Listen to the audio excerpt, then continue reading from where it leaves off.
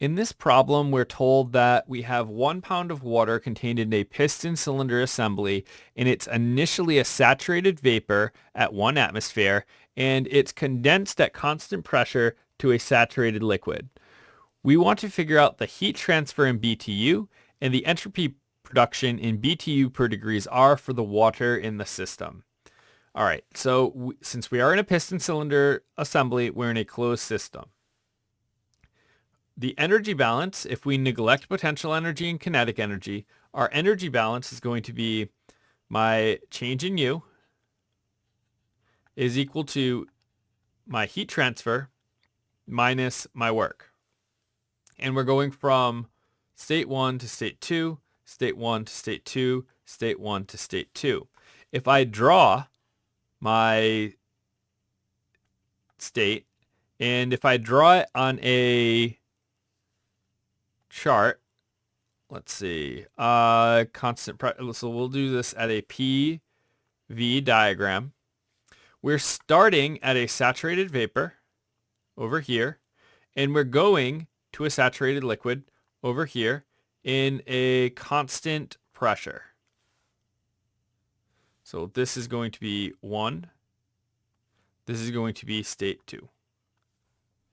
Okay.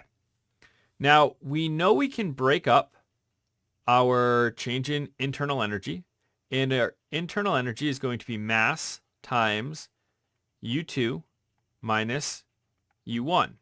And this is going to be equal to Q12 minus my work, and my work is going to be P times V2 minus V1, and that's my total volume. So I can break it up to specific volume by saying M times P times V2 minus V1. All right, so if I solve for Q, I get Q1 to 2. This heat transfer is equal to M of U2 minus U1 minus, well, this goes to the other side of the equation, so plus M times my pressure of V2 minus V1. Now, I just need to figure out what U2 U1 and V2 V1 are. So U2 is going to be a saturated liquid, and it's going to be at 1 atmosphere. And if we look at our table, 1 atmosphere is on the table, but it's equal to this 14.696 pounds per square inch. So this right here is equal to 1 atmosphere. So what we really want to do is we want to take this value, this value, this value, and this value. Those 4 values are going to be the values that I need. So come back here. My UF is going to be 180.1, and this is in BTU per pounds. U1 is going to be UG, and that's going to be 1077.6 BTU per pound. V2 is going to be 0.01672, and this is in cubic feet per pound. And V1 is my saturated vapor, which is 26.8 cubic feet per pound. Okay.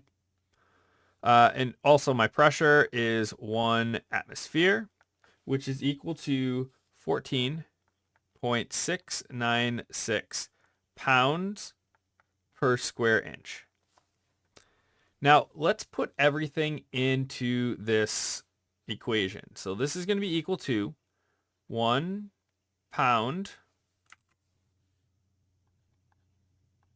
mass times U2 minus U1.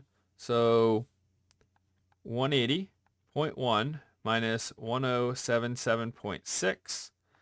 And this is BTU per pound mass. Pound masses cancel, and I'm left with BTU. Let's actually move this just right here. Okay, so now we have plus 1 pound mass. We're dealing with pressure, so that's going to be multiplied by 14.696. This is going to be a pound force per inch squared. We're going to have to do some unit conversion here. We don't want to deal with square inches, so we know that 144 square inches is 1 square foot.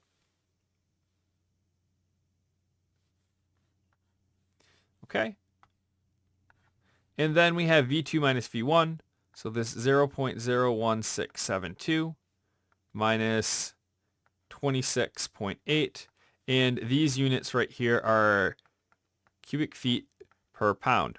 So we need to get to BTU. So in order to get to BTU, let's do a quick unit check. This is a pound mass. This pound mass is going to cancel with this pound mass. This square inch is going to cancel with this square inch. Two of these cubic feet are going to cancel with this. So I'm left with a pound foot, a foot pound. So I need to convert that to a BTU. If I look at my conversion factor, I do have a conversion that does that, and that is that 1 BTU is equal to 778.17 foot-pounds of force. So now we can check this too. Here's my foot-pound. Here's that last foot. And I'm left with BTU. So we can put that in the calculator. And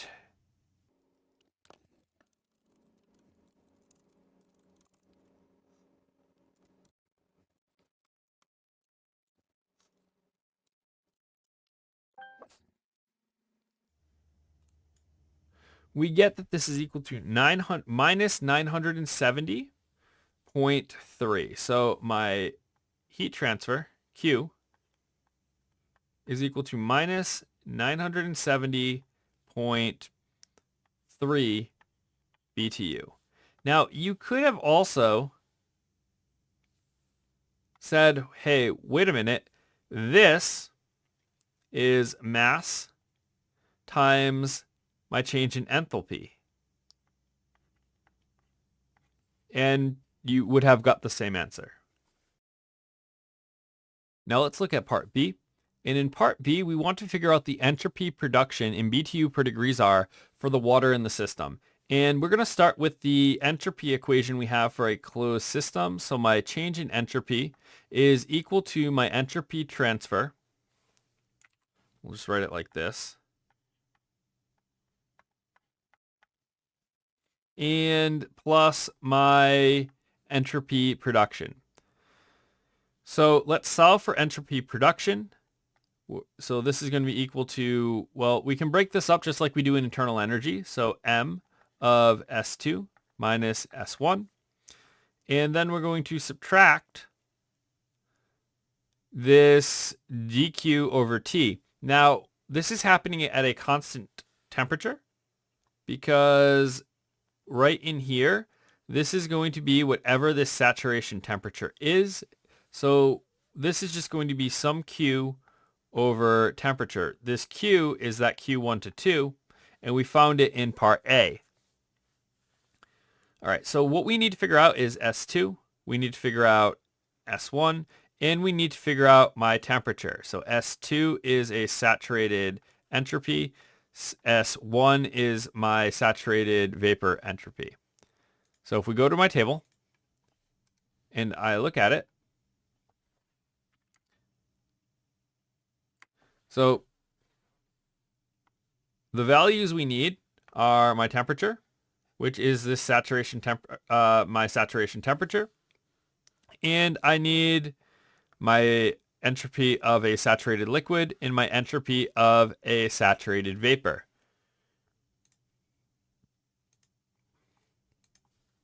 So if we record those values,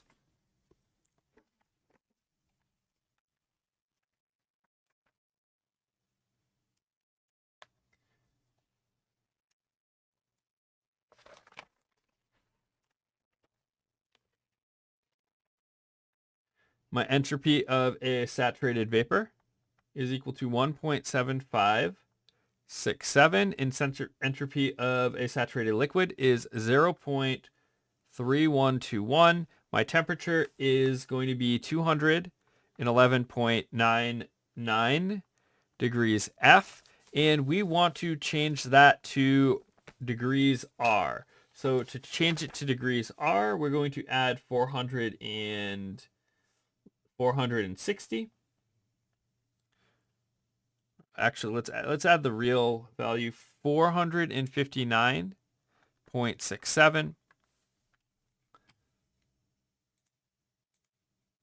So 211.99 plus 459.67. A lot of times we can just say it's 460. But this is 671.66 degrees R. I'm trying to get as close to a value as I can for B, so I want to have as little rounding as possible. Okay, so now we can just plug everything in. So we're going to have this is equal to 1 pound mass times 0.3121 minus 1.7567. These units are going to be BTU per pound mass degrees R. And then we're going to subtract the heat that we found, so minus 970.3 BTU divided by this 671.66 degrees R. We can do a quick unit check. Our units are all BTU per degrees R. And let's calculate this.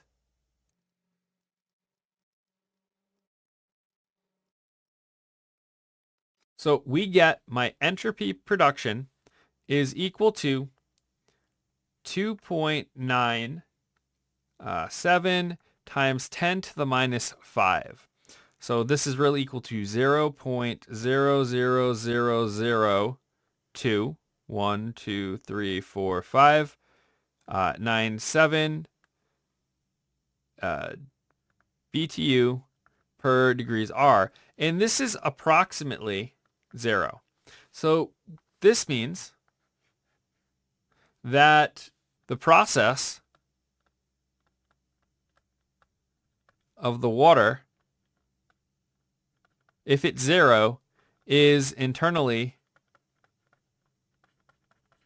reversible.